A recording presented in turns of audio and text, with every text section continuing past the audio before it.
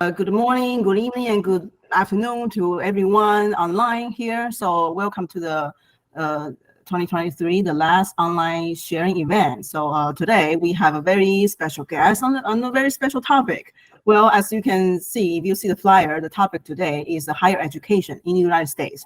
Well, this is actually, I come up with this idea when I chatting with my brother. As you can see on the screen, the speaker and I look very much alike. Yes, because we are in the same family. He's my brother. He's now an official PhD candidate. Congratulations to him. He teaches several classes in Virginia Tech to the undergrad student. And I realized he teaches like American history or like a higher education history in college. So I invited him to speak about the higher education system in the United States. And for those who are not living in US, I think that's fine too, because for like in the history, like United States and descendant from UK, and UK has several colonies around the world. So you can definitely get a lot from this speech. So I know Yen has a lot to share. So let's now hand the microphone to him. Okay, Yen, you can get started. And also, one last thing is, please, as you can see in the chat box, please type your questions here. Yan will do his best answer them after the presentation. And also, while we are discussing this topic, we come up with idea is because this topic is kind of rare. It's not very technical. It's very it's in a different different topic. So later, if you want to ask questions in Chinese, that's fine too. And if you have questions, we want us to explain more in Chinese, that's fine too. So now let's get started. Thank you. It's my pleasure to do a presentation in today's OTEA's keynote speak. Let me also just do a very brief introduction for myself. I'm Tsung-Yen, and I'm the third year's PhD candidate in Virginia Tech Science and Technology and Society departments. We belong to the humanities and liberal arts, but my personal interest is in environmental policy, in the policy making and policy briefings. Can you guys all see my slides and yes, hear me can. well and clear? Yes, we can. Wonderful. Okay, so now today's topic is higher education in the United States. So I will go through the history of higher education in the United States, and then I will talk a little bit about the ranking system in the United States, and mainly focus on the US news. I understand there will be a lot of stuff, and we only have probably 20 minutes each for me to just for you to consume so many informations. So I will keep it short and do some kind of time management. Meanwhile, try to prevent all the golden nuggets for you. So first, we will talk about history of the history of higher education in the United States. As we all know that in the United States, it used to be a colony of England. So the first wave of college in the United States will be the colonial college. But during that time, the British Empire, they are more focused on the agricultural experts rather than educations. However, the first wave of immigrants, the Puritans, or we can say, the Protestants, they really stress they really stress the learned clergies and to educate the civil leadership. So in other words, they prioritize educations. That's why the first colonial college, the Harvard College, and later we all know it's the Harvard University, was founded in the 1636. And also the New England settlers, they have a lot of alumni from the British universities. So they all value education. So that's why there are several. The first wave of the colonial college was established by these England settlers, or most of them are Puritans or other Protestants. And there are 9 major colony college, and based on different seminaries, and they are all established and founded during before the American Revolutions. And oftentimes, this kind of colonial college, they were aligned to specific denominations, which also means different demands from different church and also they will also reflect regional preference. And also kind of like fun fact is that this kind of colonial college founded by Puritans or other denominations, often they only took less than 100 students during the times, and they will teach and their focus is on political theory, theology, and philosophies. And the goal of this kind of college is try to educate the students to work to be the political leaders or to be the religious leaders. And then after the American revolutions in the early US between the 1800 to 1850s, there are over 200 degree granting institutions was established and were established, and especially in the West Appalachian Mountains. Most of them are private. Most of them are private owned and also funded by local donors, like the Auburn's universities in this vintage painting here. And but this kind of newly founded college, they have a very high closure rates, and because they only rely on the student tuition and local donations, so it's not very stable. A lot of them just close or go bankrupt within 10 years or 20 years. And also, this is a time that the college in the United States begin to transfers. I'm sorry, it's not transfer, but it's more about begin to include more course focus on engineering and science alongside the traditional classical like philosophy, Greek, and theologies and liberal studies.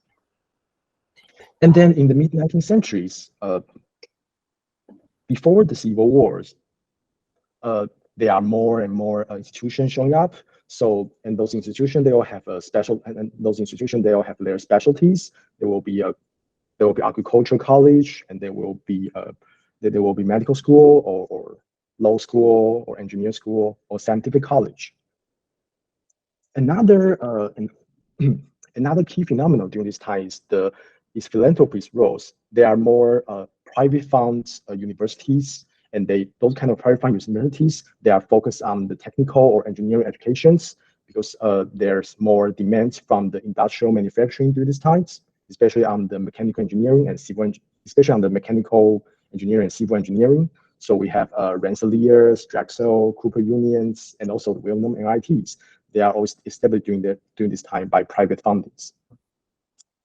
And another, I would say, federal initiative for buildings for building college or university during this time is the Mario Land Grant Act in 1862. So this act allows states to profit from the sale of Western land, and the state can use this land to establish a college or establish a university focused on agriculture, mechanical, and then military science. So this kind of Mario Land Grant Act was passed in 1862, just in the beginning of the Civil Wars, because Civil Wars from 1961 to 1965, and so this Land Grant Act is kind of like incentive for. So in the beginning of this Land Grant Act is because it's still in the Civil War, so there's not there's not many states take these opportunities to sell some of their land and get monies and establish programs. But after the Civil War in 1965, this Land Grant Act become a perfect tool for the northern states to unify with the southern state, because some of you probably know that the northern state is more focused on the industrial development, and the southern state is more focused on agriculture. So the Land Grant Act became a tool for industrialize the whole United States. So there are more southern states, they took this Land Grant Act and profit from selling land, and then use this money to establish college, or they will encourage a local college or local universities to take this Land Grant Act and establish program for agriculture and mechanicals combined with military science. So it's today we call the Land Grant College. Like Virginia Tech is a Land Grant College, but also you can see that in most of the state, they all have this kind of land grant college. And it's so again, it's like a way to train those southern farm boys into factory workers, or at least give them some training in the engineering, in engineering. And then we entered the higher education expansions. So this time is also called the age of universities, because there are more demands from the commercial branch and from the industrial branch. So this kind of expansion, they generate more money, and this kind of money has been invested into universities to establish more universities. And it's also a time that the predecessors of Ivy League, maybe, or we can call it the Association of American Universities, has been established. So the first 14 prestigious institutions, they are including Johns Hopkins, Columbia, Harvard, Cornell, Yale, and others. And later there are more universities like the Brown, Northwestern, MIT, and the Vanderbilt. And you can see that in most of the members of the Association of American Universities, they are previous colonial college. There's also a time that the modern American universities, this kind of idea has been established. So this modern university models, they will have a good graduate educations, that they will more focus on graduate educations, and including the PhD programs. So a lot of PhD programs has also been established during these times. And also the undergraduate program become more diversified. They will including agriculture, engineering, business, education, and home economies. And then after the World War II, there's another wave of change in the higher educations. The most significant phenomenon during this time is more monies, or is more investment from the federal governments. So the President's commissions advocate for federal funding for research during the peace times, because after the World War II, the federal governments learned that if we put more monies into science, into basic science, then the basic science can be the engines of technological development, to be the engines of industrial development. They got their inspiration from the development of atomic bomb. So then you also have the report called Science and the Least Frontiers, which encouraged the federal government to put more monies into basic science, or put more monies into university or into the academias to do research. And then later this research can have spin-off into the industrial sectors, or into the commercial sectors. That's why after the World War II, in the 1950s or in the 1960s, there are a lot of federal funding has been put into university to do research. And another key phenomenon will be the Servicemen's Readjustment Act of 1944, or today we just call it GI Bill. So the GI Bill is like a way that transfer the veterans to the college. So you just enable a lot of veterans to attend college. You will just pay their tuition to help them get a bachelor or get a master's degrees, and later create more educational assets.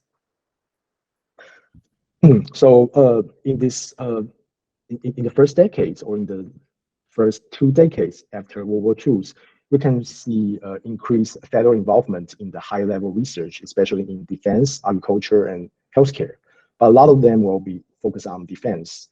And later we have this term called the industrial military complex, which also means that those research conducted in college or in university, and later can be used in industries, or in the defense industries, to work for the national securities. But alongside this federal involvement after the World War II, there are another wave. We can just call it the multi-campus systems, or the communities college. The state systems, just like the University of California or the State University of New York, they are multiple college or multiple universities, multiple campus in different cities, and later they just become these multi-campus systems. So we have a University of California with different campus, or And also we also have the State University of New York. We also have different campus. This kind of multi-campus systems were also established during these times after World War II. And there are also the community college. Especially in the populous states, this kind of community college has expanded and serving a large portion of populations. So you can see that after World War II, because the monies or because the encouragement from the federal government, there are more and more people. There are more and more people get into the higher education and get a degree. And then we are reached a more contemporary issue of phenomenons. Because after 1970s, this kind of federal fundings or federal involvement has been withdrawn, or just because several complexities. The first one will be the students' dissatisfactions, because students, they feel undeserved due to the overcrowding, insufficient dormitories, and large lecture halls. And the most key issues will be the administrative unpreparedness, or it will be the administrative failures, because the higher education systems just expand so fast after the World War II. So a lot of campus leaders, they were often unprepared for the well-spread of student dissatisfactions and all these kind of accommodations, or later, or also the civil rights movements happens during this time. And also the public and governmental confidence was begin to decrease. This because the perception of the administrative failures and the struggling national economies lead to the reduced public support for higher educations. This is kind of like a combination because in the 1960s there are more questions, that more people question about federal involvement or federal fundings higher educations, because they are growing concern about spending a lot of money in basic science and spend a lot of money in the university, and then we ignore the social injustice or ignore the social welfares. So the public the public supports begin to decrease during this time for more money into higher educations. And in the university or this higher education, they also have their economic stress, like the inflations, energy crisis, and potential declining college enrollments. They all place a financial stress on college and universities in the late 70s, like the oil crisis, to the early 80s. So and also because the expansion of university just going so fast, and when the university tried to recruit top faculty and top students and more doctoral candidates, it often lead to financial overextensions, and it just build a negative feedback loop, and some university just became very difficult in their economic status. And also the stock market decline and the reduced state revenues also highlight the financial overreach of institutions. So after the 1970s, still till today, there are a lot of economic stress or economic difficulties for the higher educations. But meanwhile, the higher education, the higher education system, they are beginning to be more inclusive and begin to globalize and compete with other countries in this world. So it's kind of like a dilemma, because on the one hand, these colleges, these universities, they need to globalize, they need to compete in this global markets of higher educations. They need to compete with other universities from Europe or from East Asia. But on the other hand, because of the economic crisis, and the federal government need to turn to either private donors, or turn to philanthropies, or turn to industries to get fundings. So that's kind of like build the basic landscape of today's higher educations. We can talk more after my speech, but the second part, say the last part of my speech today, will be the ranking systems in higher educations, or we will only focus on the U.S. news. So as we all know that U.S. news is based on the idea of how can we measure academic success. So U.S. news is a ranking system on US News, you can just see the rank of different college, different universities, and also even different departments in a specific field. So I'll say the logic behind this ranking system is quite simple in the beginnings. So universities are evaluated by their students' SAT grades and student-teacher ratios and acceptance rate. There's one key factors. Another factor is their retention rate. So the US News, they will analyze the percentage of incoming freshmen who made it to the sophomore years and the percentage of those who graduate. This will be another factor, the retention rate.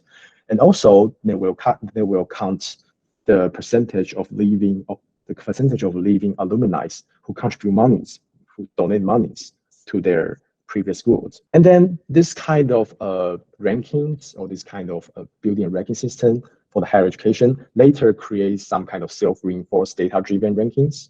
We can just say that today's these ranking systems or US News is just like a death means. If a university they get a bad rankings in US News, and its reputation will suffer.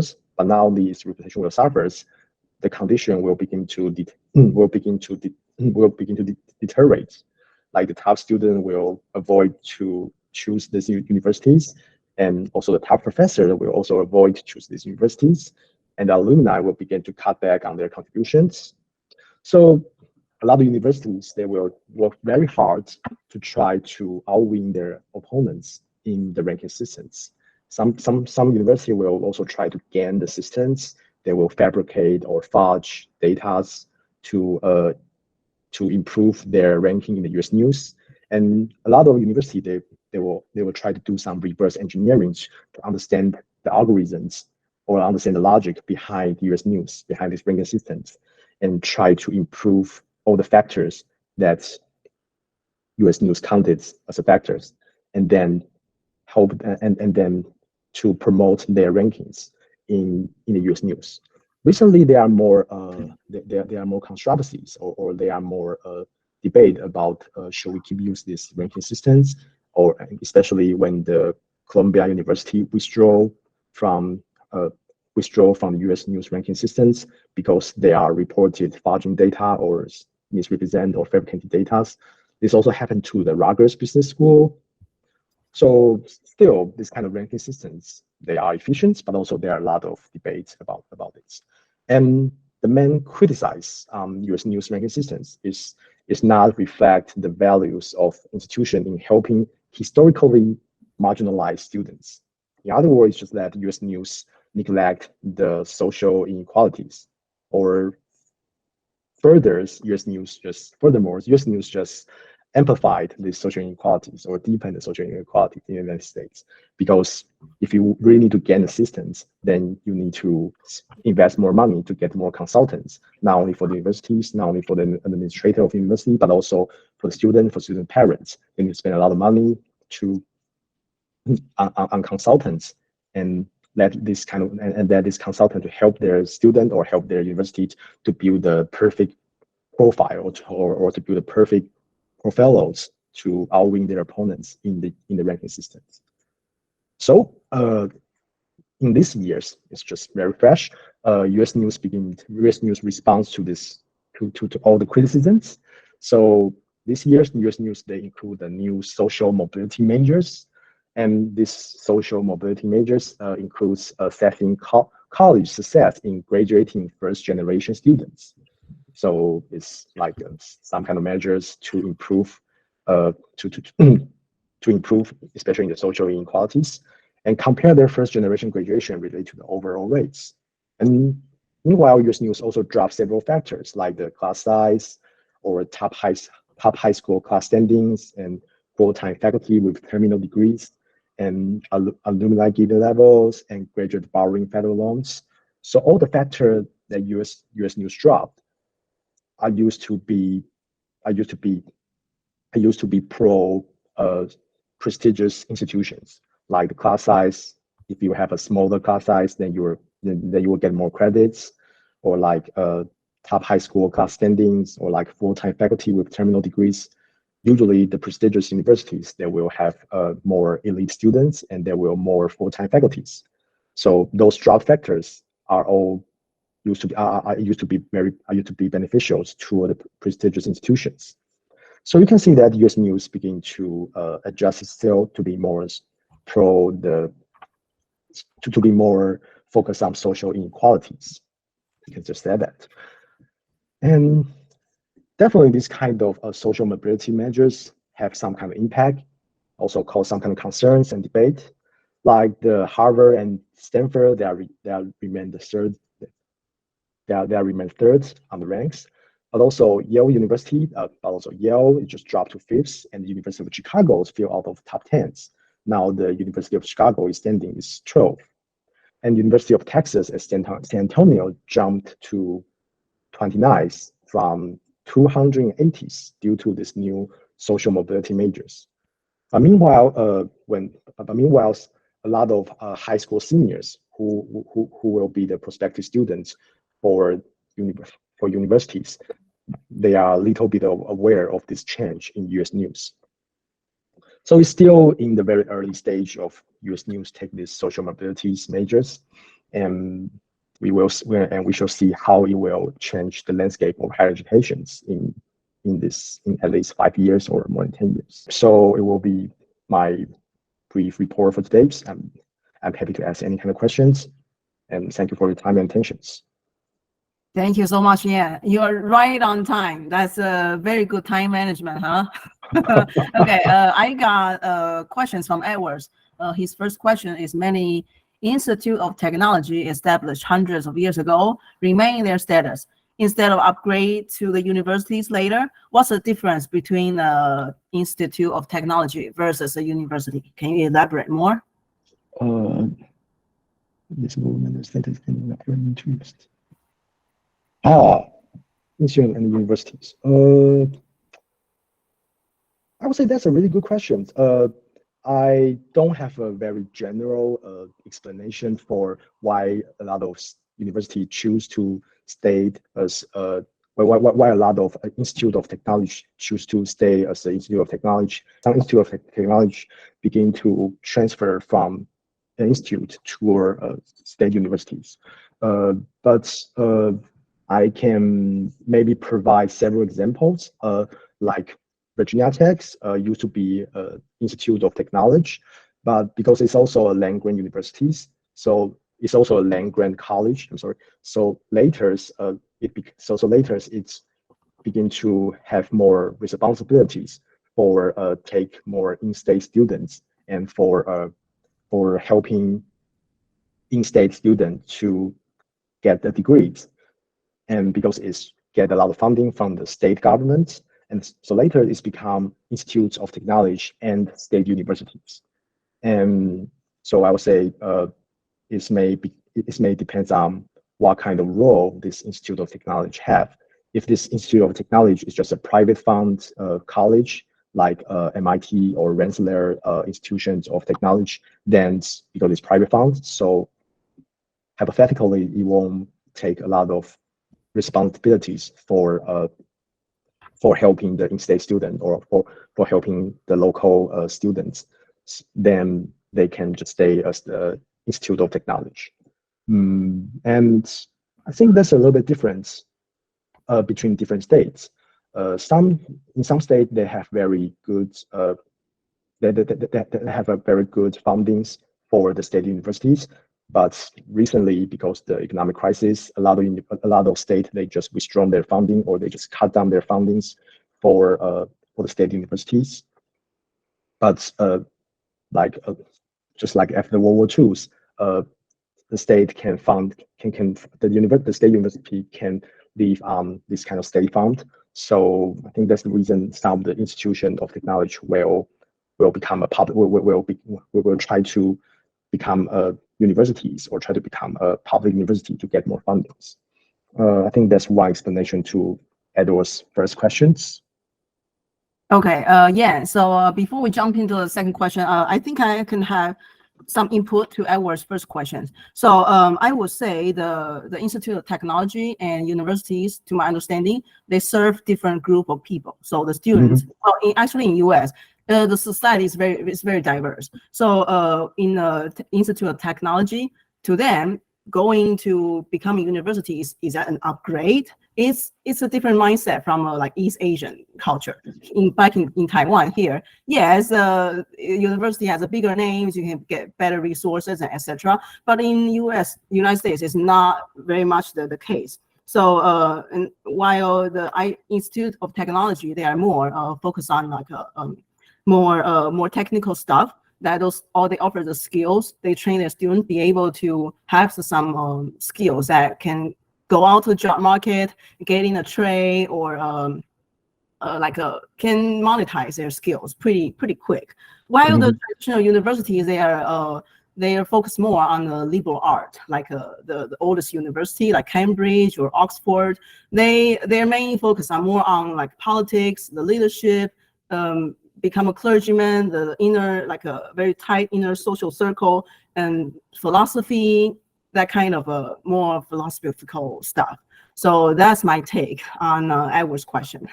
Yeah. Yes, thank you very much, Beth. Because what you just did is you filled the gap that I missed in my presentation, because I just want to do some time management and just power through that part. But yes, in the beginnings, like during the colonial periods, a lot of university, the colonial college, they are more focused on theology, or therefore more focused on they are more focused on classicals, or you can say philosophy, math, and Greek.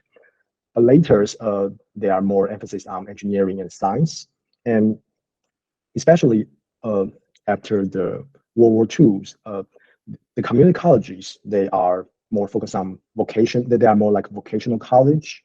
The university or the university college or institutions in the United States, they serve for different demands. And there's also another missing part in my presentation, is that I didn't focus too much on the women's college and the African American college. During the segregation times, most of the college only accept white male as their students. So there are also college for women and a college for African Americans. In the United States, college, university, or institution, they all serve for different demands. Today, we can say that after the US news, after we have this kind of one-dimensional ranking system, because university need to raise on this ranking system, so they are kind of like a driving force to push them toward becoming research universities or research capabilities within this university. But still, because their tradition and because of their legacies, university in the United States, they still serve for different demands and still serve for different group of peoples. And thank you. Yes. Yeah. So but I would say that's a very good question. And for Edward's second questions, that's also a very good question, because the influence in the higher education in the United States, there are two major influence in the after the colonial eras, but before the civil wars. They are tradition from England. Also in England, there's also an interesting history. But the tradition from England is more focused on the study the classics, study the theologies. They are built for trainings, clergymen, or built for trainings, missionaries. And there are also another traditions, because after the American revolutions, people in the United States, people in Americas, people in America, they really fears the rules they really fears this concept of British or England. So they also learn a lot from France. So there are another traditions more focused on engineering and science and math, and also focus on military science. So that's the influence from France. Thank you, Yan. Let me read the third question for you. This is from our president. She asked, is it easy to receive scholarship in American's university? What field is more easy to obtain a scholarship? For international students, or especially for the international students, probably you cannot get too many discounts, or probably cannot get too many fundings or too many ads from the state government or from the federal government. So besides receiving a scholarship, the tuition is pretty high in the United States, even for tier 2 university or college. So I would say overall it's pretty hard to receive scholarship in in America's universities compared to other university in Europe or in Australia or New Zealand. That's just like my impressions. I'll say for the field easier to obtain scholarships. Hmm, I don't have a lot of knowledge I don't have a lot of knowledge on these parts, but I would say a lot of university will, if you have enough monies to fund yourself, then a lot of university they will provide this 1 year or 2 year programs for granting you a scholarship. So I think this might be a way. So yeah, I think that this might be a way to get a degrees in the United States. I mean, not about scholarship. I think a lot of university they will provide degrees, provide the degree programs they will provide degree programs. So I think this might be a way. If you have enough money, then you can seek for 1 year or 2 years degree in the United States. Thank you, Yan. So before we jump into the next questions, regarding these questions, I do also have some input. So I think there's a very important cultural background lying in this question. I'm gonna share. So the scholarship, well, traditionally, because the traditional like the college was established is extension of the social structure, feudalism, 封建主义社会, descended from UK and from Europe. So traditionally, who can go to Oxford and Cambridge? The nobles who serve in the military, they win the war, protect their people. So universities is more like they're like a social club for their younger people. They learn some knowledge, yes. They practice like sports together. So that's the original idea of the universities. So and also I want to mention the GI Bill that Yan mentioned in his presentation. After the World War II, the U.S. government, they enable a lot of the veterans to go to college. Well, which means, yes, you were coming from a poor background, but you joined the military, you fought for our country. So now there's an opportunity for you to go to the universities to get higher education. That's doors open for you to become a nobles, part of the nobles. So I would say to get a sponsorship or scholarship in America university, the guaranteed way is entering into the social service or military service. It is very hard, yes. And this mindset is totally different from the East Asian culture. Well, we are a centralized government since 2,000 years ago, when the first emperor united the whole China, and we become more and more centralized. So it's a totally different system. And there's a major cultural background difference lying here. Yeah, so getting a higher education, you have to remember in America or even in UK, if you want to go to a traditionally prestigious universities that used to belong to nobles, you have to pay an effort. Either you have donations, a lot of money, or you have outstanding service or outstanding talent. That's my take. Yeah, thank you for the inputs. I think that's also, a pathway to get educated through serving in the militaries. Yes, and so that's why you can see the U.S. people, they honor their militaries. You have tons of benefit if you are veterans. I have several examples from my friends around me. Okay, let's jump to next question. Oh, and before we jump to next question, let me reinstate. So we have a very special topic here today. It's not engineering related topic. So some of the words or phrases might be hard for the Mandarin speaking audience. So if you have questions, great. Ask them in either Chinese or English. If you ask in English, we'll answer in English. If you ask in Chinese, we'll do our best answering in Chinese. Yeah. Okay. Edwards asked, university faculty members in the state of paying from a union instead of being state employees. Faculty members have their own bylaw and salary structure. Is that common? Because California state universities are very different. What's your take, Yan? Yeah. But first, I will rephrase that suggestion about the translation between Chinese and English. So yeah, because my presentation is built in English, and there might be a lot of terms and a lot of jargon, kind of like flying around in my presentation. So just if you have questions about specific terms or specific concepts, feel free to ask in Chinese or ask in English. I will do my best to explain it or to also to translate it. For Adam's question, I think that's also a really good question because just like I mentioned, there are a lot of economic struggles, not only from the 1970s, but still today after 2000s. This kind of economic struggles, especially after the economic crisis in 2008, become more and more severe. So that's why I mentioned that a lot of states begin to withdraw their fundings from the universities, and then the university need to live on their own. So either they will get their money from philanthropies, or they will get money from private companies, or they will or just from their tuitions. This kind of economic stress also causes a higher dissatisfactions for the faculties, but also for all the campus workers and for students. So that's why there are more unions has been formed during this time, especially in the universities. But not every union formed in university will call themselves unions, based on different state laws. Just like Edward mentioned, California is pretty progressive and is pretty liberal, so have a lot of progressive law.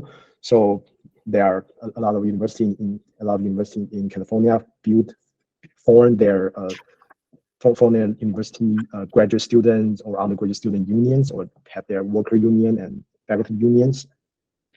But I would say in a very general ways, most of the states in the East Coast, they are somehow have a more conservative or maybe a little bit union hostile state laws.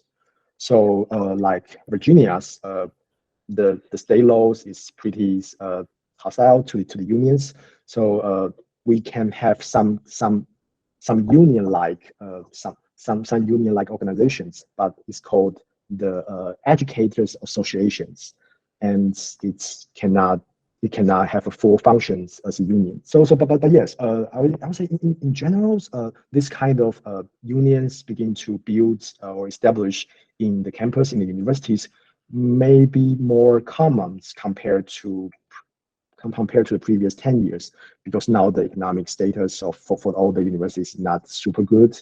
So unless you can pay, unless you can have stay in a healthier salary or economic conditions, then there will be more debate or controversies happening in the universities about salaries or about other things. But basically, it's about salaries and about scholarships or about faculty's well-being. So my guess is there will be more union-like organizations established in those conservative states. Thank you, Yan. We have another question from our president. She asked, do you think it's a good investment to get your bachelor degree in US, in one of the American universities, or instead get your undergrad in Taiwan, or get a master degree or PhD degree in the US? Is that more cost effective? I'm asking from a parent's point of view. So what's your take? Yes, that's also a wonderful question.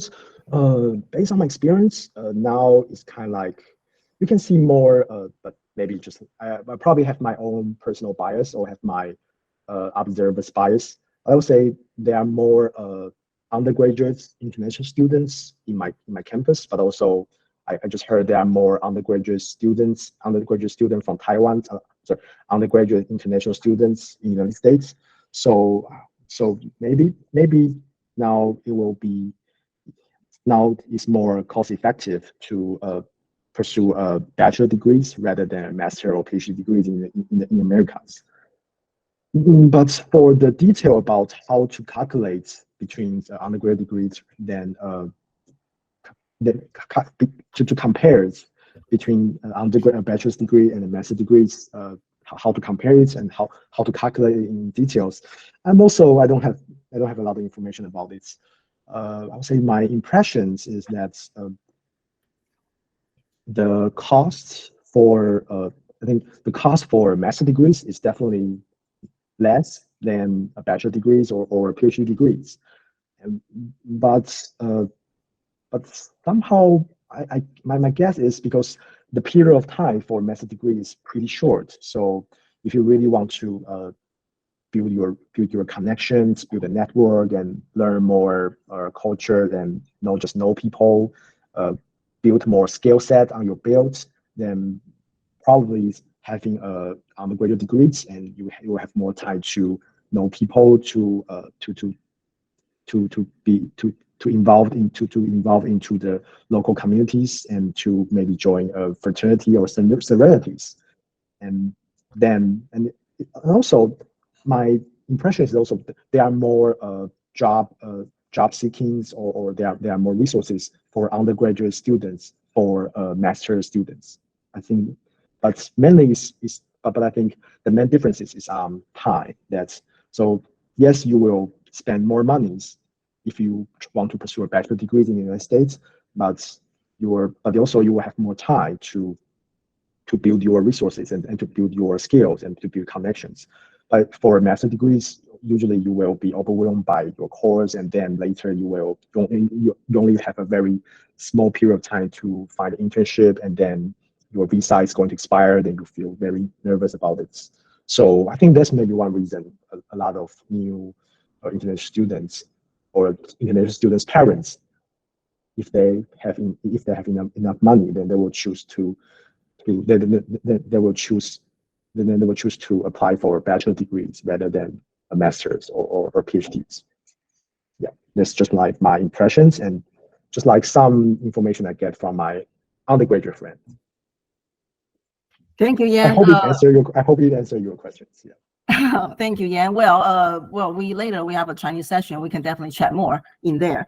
And then next question, also from our president. She said, I was under the impression that students in the university in America play a lot, but the tuition fee is quite expensive. Well, I guess what she's asking here is not very cost effective to study in the university in the US, because you spend not so much time in the class, but you spend a lot of time outside of the classroom. So, well, it's totally opposite of the opposite direction in the university in Taiwan, for example. So I'm totally agree with I'm totally agree with it, because the tuition is just expensive, and especially for international students.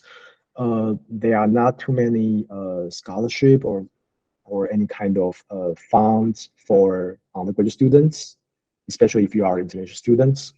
So it will cost you a lot of money. That's for sure. But about play a lot, I would say depends. Usually, the coursework is very demanding also for the undergraduate students. So for most of the international undergraduate students, they probably will spend their first year try to survive and maintain their GPA. And GPA is kind of like the most vital things for all the undergraduate students. If you want to get a better job, or if you want to get into a graduate school, then you need to maintain your GPA. So I think for the international students, for the international undergraduate student, or for all the undergraduate students, they need to work really hard in their first maybe 1 or 2 years, and later they may get an internship, or they may have more free time. Then there will be a time so there will be the moment you see they are just playing around. But also, I would say in the United States, this is also a culture things for the student in the campus. They because in the university they will also emphasis about the work-life balance, or they will emphasis about these extracurricular activities. And a lot of university they will prioritize their football teams or their other basketball teams. So yes, there's a lot of entertainments for a university undergraduate student, or even for the graduate students to get involved. Sometimes impression will be those university students, those undergraduate students, they just play a lot. But also, I think they're just part of culture, but also part of striking a balance between coursework and their life. Thank you, Yan. Since we are almost to the end, let me just add a little bit more, and we can move on. So to Jasmine's question. So yes, there's a cultural difference. In US, they spend more time like doing networking, sport, team sport. Those a lot of times not at a desk. They do a lot of volunteer work, and all of this experience actually is very important to a student to help them have more like a social capital in their future lives. But to the East Asian like us, any time not spending in front of your desk is a waste of time. So that's a cultural difference I realize. So if you see it from a different point of view, you would get totally different answers. Okay, so before we close the English session, I do want to mention this December we will not have online events. Instead, we'll have an in-person meeting, in-person networking events in Taipei. So check our Facebook and check your email for more information. And also you can reach out to our Oliver Xu. He is the organizer of this event.